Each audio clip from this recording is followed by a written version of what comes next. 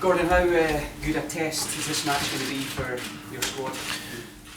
Well, it's a team that qualified with Turkey and the Netherlands.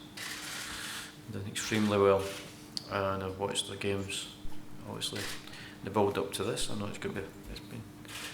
We could have picked easy games. The next four friendlies could have been easy, but we're really going to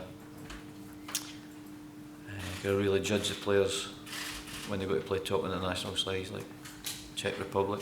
So we need to go and play these teams to find out if we've got players that can come through and play at this level, be comfortable at this level, and work in the system that we'll try and work with.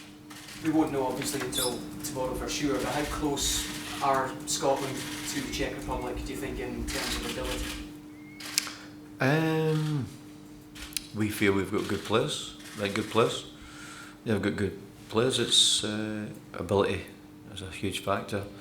Playing as a team, that's what we're trying to do. At the moment we have not got great players, but we've got a great group of players who want to do well for the country and who want to put themselves out for the country, and the group of players we've got here. So we make ourselves a very good side by application, which we've seen this week. So that's what we're trying. I don't judge myself. There's the other teams who have individuals that are better than us, but we've managed to beat them because of our teamwork. Gordon, how do you rate this Czech team in the absence of Pre-Czech and Tomáš Rosický? Is there any player that stands out for you, any particular player? There is good players, obviously there's good players, and the two players you're talking about are outstanding players. But I'm sure you didn't get to the Euro Championship with just one or two individual players. There must be a great group there. As I say, I've been watching the videos of the Czech Republic recently, and there's a great group of players there who come from who play at a decent standard all around Europe. I've got to say that I'll not be speaking too much about individuals in the build-up this week. It was more about to do with the units that play within the team. So that's what we've been looking at this week, and we've been trying to pick units that can combat that and do even better. But it's a big ask, but we believe we can do it. But as I said to you at the beginning, that we're here to be tested, and I'm sure we will be. And that'll be good for our new players that are coming through. Gordon, how big a loss was Robert Snodgrass of the second half of the campaign, and conversely, how big a boost is it to have him back amongst the squad? I think we lost him for all the campaign, really. Yeah.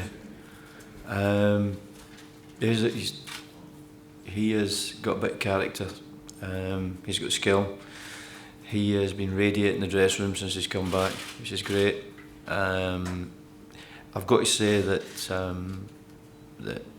it'd been great to have him in the squad, but the players who played, I think, did very well in terms of making goals for us, trying to make goals for us, working hard for us. So people in these positions played very well. Whether it would make the difference or not, I don't know. I look back in the games and it was very, very small margins that kept us away from the European Championships. But it's great to have him back, absolutely no doubt. Alan Hutton? Yes, Alan has done very well for us, especially through the period where he wasn't getting games regular at his club, and he was one of our best performers, and he's come back and got back in the national reckoning, and did very well for us. But like all managers, you're delighted for him to be there in his 50th cap, but you'd like to see more.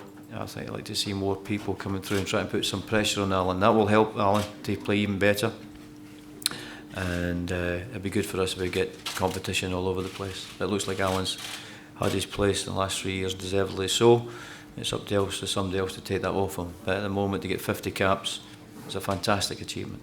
The last time Scotland were here, much was made about the tactics. Is too much made of that sometimes, do you think? Tactics? If there was a tactic that could guarantee a win, we'd all be using it with our stalemate. There's different tactics with different top coaches all around the world, and they're all different. Was too much made of it last time, do you think? I've no idea. I was living in England at the time. I didn't hear anything about it. I think I was in England.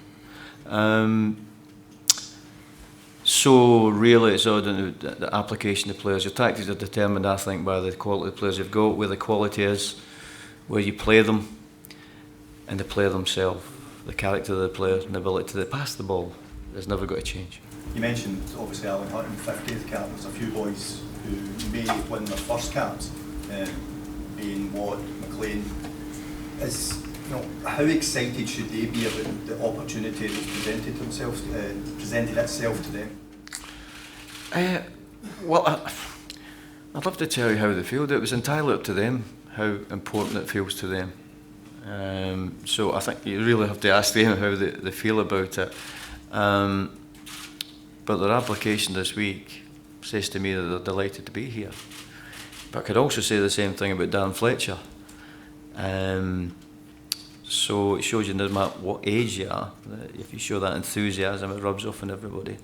So I've got to say I've worked with an enthusiastic group this week, which it's rebounded itself on the coaching staff. So it's been great.